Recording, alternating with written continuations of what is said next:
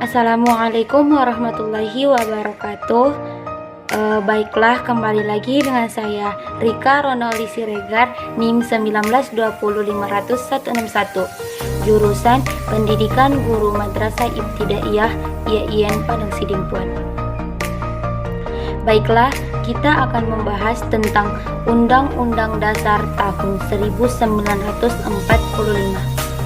yang dimana untuk memenuhi tugas mata kuliah kajian PPKN kelas tinggi MISD dengan dosen pengampu Bapak Maulana Arafat Lubis MPD.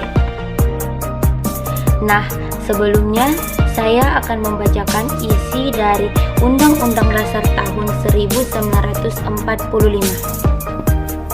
Undang-Undang Dasar Negara Republik Indonesia tahun 1945. Pembukaan bahwa sesungguhnya kemerdekaan itu ialah hak segala bangsa, dan oleh sebab itu maka penjajahan di atas dunia harus dihapuskan karena tidak sesuai dengan pri kemanusiaan dan pri keadilan. Dan perjuangan pergerakan kemerdekaan Indonesia telah sampailah kepada saat yang berbahagia dengan selamat sentosa mengantarkan rakyat Indonesia ke depan pintu gerbang kemerdekaan negara Indonesia yang merdeka, bersatu, berdaulat, adil dan makmur.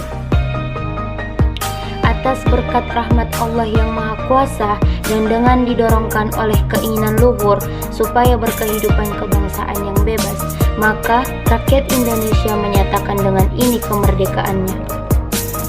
Kemudian daripada itu, untuk membentuk suatu pemerintahan negara Indonesia yang melindungi segenap bangsa Indonesia dan seluruh tumpah darah Indonesia, dan untuk memajukan kesejahteraan umum, mencerdaskan kehidupan bangsa, dan ikut melaksanakan ketertiban dunia yang berdasarkan kemerdekaan, perdamaian abadi, dan keadilan sosial.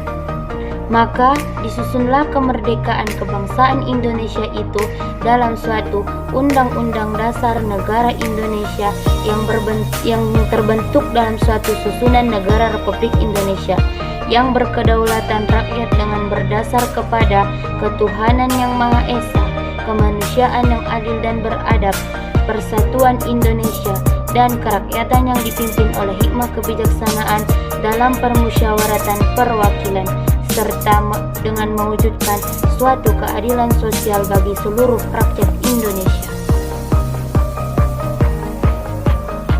Yang selanjutnya yaitu yang pertama, definisi Undang-Undang Dasar tahun 1945.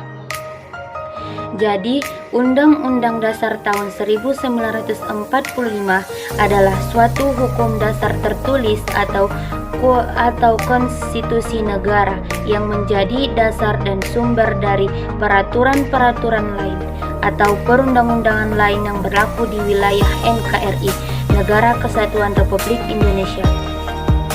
Menurut Pahlavi dan Sarbani, Undang-Undang Dasar tahun 1945 merupakan sebuah naskah yang meliputi yang pertama, pembukaan, yang dimana terdiri dari 4 alinea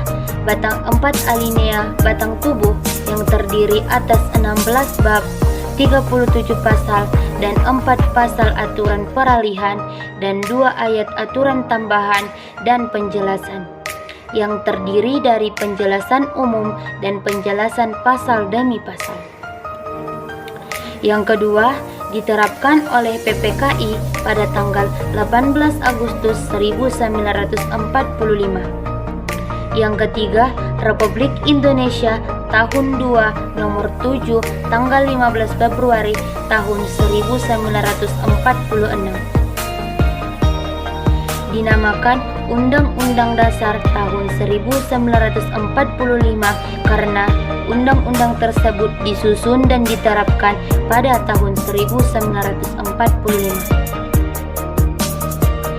Undang-undang dasar yang pernah dimiliki serta digunakan oleh bangsa Indonesia ialah Undang-Undang Dasar tahun 1949, Konstitusi Republik Indonesia Konstitusi RIS tahun 1949 dan Undang-Undang Dasar tahun 1950 dan Undang-Undang Dasar tahun 1945 bukanlah hukum biasa, melainkan hukum dasar. Setiap produk hukum seperti undang-undang, peraturan, ataupun keputusan pemerintahan dan setiap tindakan kebijakan pemerintahan haruslah berdasarkan serta bersumber pada peraturan yang lebih tinggi. Sehingga pada akhirnya dapat dipertanggungjawabkan pada ketentuan Undang-Undang Dasar tahun 1945. Yang kedua, selanjutnya mengenai proses pengesahan Undang-Undang Dasar tahun 1945. Sehari setelah proklamasi pada tanggal 18 Agustus 1945, PPKI mengadakan sidang yang pertama, yaitu menyempurnakan dan mengesahkan Undang-Undang Dasar tahun 1945. Undang-Undang Dasar tahun 1945 terdiri atas dua bagian, yaitu bagian pembukaan dan bagian batang tubuh Undang-Undang Dasar. Sidang pertama menghasilkan keputusan sebagai berikut ini. Mengesahkan Undang-Undang Dasar tahun 1945 yang meliputi sebagai berikut. Yang pertama, melakukan beberapa perubahan pada Piagam Jakarta yang kemudian berfungsi sebagai pembukaan Undang-Undang Dasar tahun 1945. Yang kedua, menetapkan rancangan hukum dasar yang telah diterima BPUPKI pada tanggal 17 Agustus 1945. Setelah mengalami beberapa perubahan karena berkaitan dengan perubahan Piagam Jakarta, kemudian berfungsi sebagai Undang-Undang Dasar tahun 1945. Lalu yang ketiga, memilih presiden dan wakil presiden pertama yang dimana sebagai Presiden satu Republik Indonesia adalah Bapak Insinyur Soekarno dan yang menjadi wakil presiden pertama yaitu Bapak Muhammad Hatta. Yang B, perubahan yang menyangkut Piagam Jakarta menjadi bagian pembukaan Undang-Undang Dasar tahun 1945. Selanjutnya C, lalu perubahan yang menyangkut pasal-pasal Undang-Undang Dasar tahun 1945.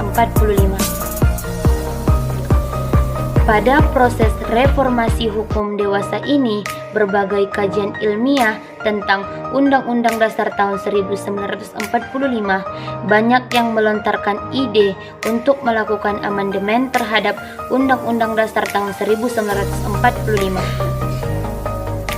Memang, amandemen tidak dimaksudkan untuk mengganti sama sekali Undang-Undang Dasar tahun 1945, akan tetapi merupakan suatu prosedur penyempurnaan terhadap Undang-Undang Dasar tahun 1945 tanpa harus langsung mengubah Undang-Undang Dasarnya itu sendiri.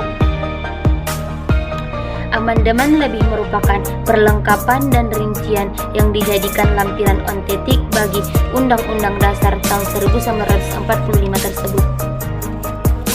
Yang selanjutnya D, Hukum Dasar Tertulis Undang-Undang Dasar. Sebagaimana disebutkan di atas bahwa pengertian hukum dasar meliputi dua macam, yang sudah dijelaskan tadi yaitu hukum dasar tertulis Undang-Undang Dasar dan hukum dasar tidak tertulis atau konvensi. Oleh karena itu, sifat yang tertulis maka Undang-Undang Dasar itu rumusannya tertulis dan tidak mudah berubah. Selanjutnya E, kemudian hukum dasar yang tidak tertulis ataupun konvensi. Konvensi artinya hukum dasar yang tidak tertulis, yaitu aturan-aturan dasar yang timbul dan dipelihara dalam praktik penyelenggaraan negara meskipun sikapnya tidak tertulis. Dan selanjutnya, konvensi ini mempunyai beberapa sifat-sifat yang diantaranya yang pertama, merupakan kebiasaan yang berulang kali dan terpelihara dalam praktik penyelenggaraan negara. Yang kedua, tidak bertentangan dengan Undang-Undang Dasar dan berjalan sejajar. Yang ketiga, diterima oleh seluruh rakyat. Yang keempat, bersifat sebagai pelengkap. Sehingga kemudian sebagai aturan-aturan dasar yang tidak terdapat dalam Undang-Undang Dasar ini tersebut. Contoh-contoh konvensi merupakan hukum dasar tidak tertulis yang dimana diantaranya yang pertama, pengambilan keputusan berdasarkan musyawarah untuk mufakat. Yang kedua, praktek-praktek penyelenggaraan negara yang sudah menjadi hukum dasar tidak tertulis yang dimana diantaranya yang pertama, pidato kenegaraan Presiden Republik Indonesia 16 Agustus di dalam sidang DPR. Yang kedua, lalu pidato Presiden yang diucapkan sebagai keterangan pemerintahan tentang rancangan anggaran pendapatan pada setiap minggu bulan Januari setiap tahunnya. Lalu yang ketiga, konstitusi mempunyai arti lebih luas daripada pengertian undang-undang dasar. Karena pengertian undang-undang dasar hanya meliputi konstitusi tertulis saja, dan selain itu masih terdapat konstitusi tidak tertulis dan tidak tercantum dalam undang-undang dasar itu sendiri. Lalu selanjutnya yang keempat, struktur pemerintahan Indonesia berdasarkan Undang-Undang Dasar tahun 1945. Baiklah, jadi kesimpulan dari penjelasan kali ini yaitu Undang-Undang Dasar tahun 1945 adalah suatu hukum dasar tertulis ataupun konstitusi negara yang menjadi dasar dan sumber dari peraturan-peraturan lain ataupun perundang-undangan lain yang berlaku di wilayah NKRI, Negara Kesatuan Republik Indonesia. Baiklah, mungkin cukup sekian yang dapat saya sampaikan ataupun yang dapat saya sampaikan pada pelajaran kali ini. Mohon maaf masih terdapat banyak kesalahan dan masih banyak terdapat kekurangan dalam pengucapan. Saya ucapkan hamdalah, alhamdulillahirabbil alamin, wabillahi taufik wal hidayah. Wassalamualaikum warahmatullahi wabarakatuh.